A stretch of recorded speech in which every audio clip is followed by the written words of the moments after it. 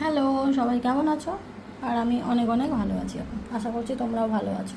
তো আজকে এখন আমি বানাবো আলু দিয়ে চিংড়ি মাছের ঝাল, সিম্পল।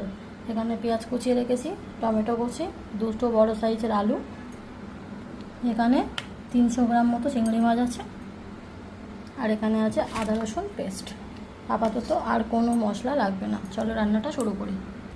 কড়া বসিয়ে তেল দিয়ে দিয়েছি, গরম হলে ফোড়নটা দেবো আর তার সাথে আলুগুলো ভেজে নেবো। তেলটা গরম হয়ে গেছে, এখানে নিয়েছি একটা ছোটো এলাচ, একদম ফাটিয়ে দিয়েছি, লবঙ্গ, দারচিনি, গোটা জিরে, একটা শুকনো লঙ্কা, একটা ছোটো তেজপাতা।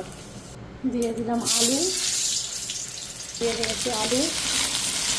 মাছটা একদম হালকা করে ভাজবে। দিয়ে দিলাম নুন,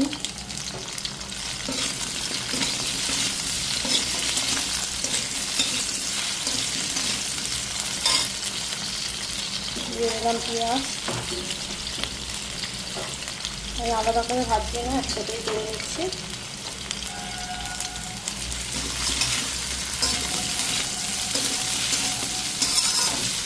একটুখানি অল্প চিনি দিলাম,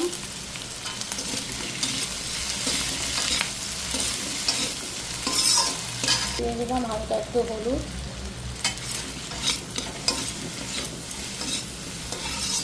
আমি এখানে কাঁচা লঙ্কা ইউজ করবো না, গুঁড়ো লঙ্কা ইউজ করবো।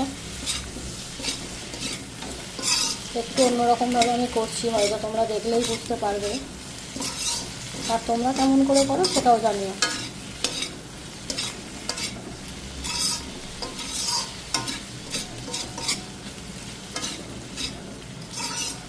দিয়ে দিলাম আদা রসুন,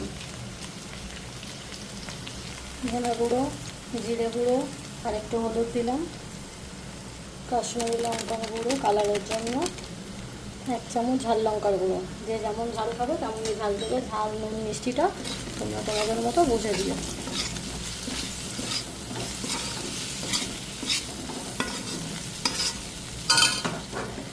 দিয়ে দিলাম একটা গোটা টমেটো কুচি।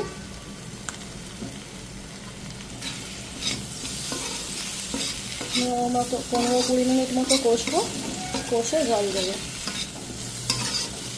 এবারে দিয়ে দিলাম জল। দেখতেই পাচ্ছ অলমোস্ট হয়ে গেছে, কালারটা খুব সুন্দর এসেও গেছে।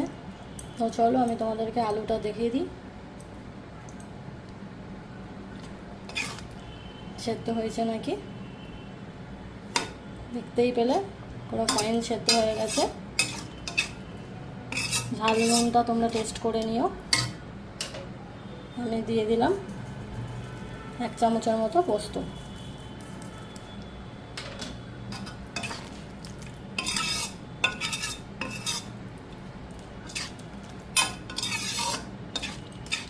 সম্পূর্ণ আলাদা রকমভাবে করলাম, তোমরা এইভাবে একবার করে দেখো, ভালো লাগবে। তো আমি আরেকটু পোস্ত দিলাম, একটু কম লাগছে বলে। আমি কিন্তু বাটিনি, নর্মাল কাঁচা পোস্তই দিলাম।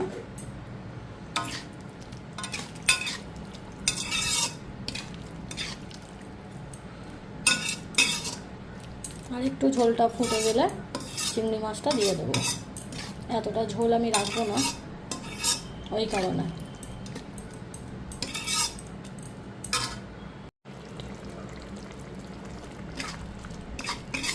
অলমোস্ট হয়ে গেছে, আলু দেখতেই পেলে পুরো ফাইন সেদ্ধ হয়েছে। এবার আমি চিংড়ি মাছগুলোকে দিয়ে দেবো।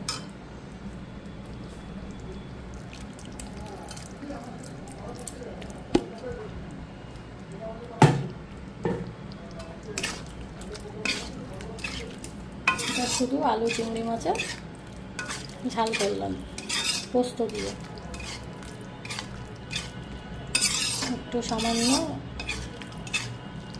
ঘি দিয়ে দেবো।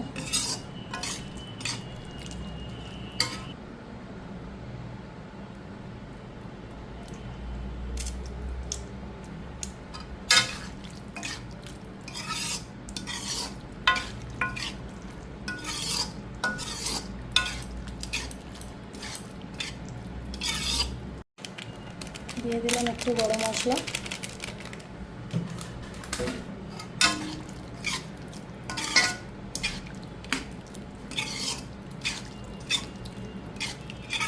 এবার নামিয়ে নেব। তো ফাইনালি আমার আলু চিংড়ি মাছ পোস্ত দিয়ে ঝাল রেডি হয়ে গেছে। তো কেমন হয়েছে জানিও। তোমরাও এরমভাবে রেসিপি যদি আরও চাও তাহলে আমি দিতে থাকবো। খালি তোমাদের একটু সাপোর্ট আর একটু ভালোবাসা লাগবে, ব্যাস, আর কিচ্ছু লাগবে না। ইউটিউবে যারা দেখবে চ্যানেলটাকে সাবস্ক্রাইব করার জন্য অনুরোধ রইল, যারা ফেসবুকে দেখবে তারা একটা ফলো করে নিও। তোমরাও বাড়িতে এইভাবে ট্রাই করো, আশা করছি খুব ভালো লাগবে। তো চলো টাটা, দেখা হচ্ছে নেক্সট কোনো ভিডিওতে। ততক্ষণ সবাই ভালো থেকো, সুস্থ থেকো, সবাইকে ভালো রেখো। টাটা।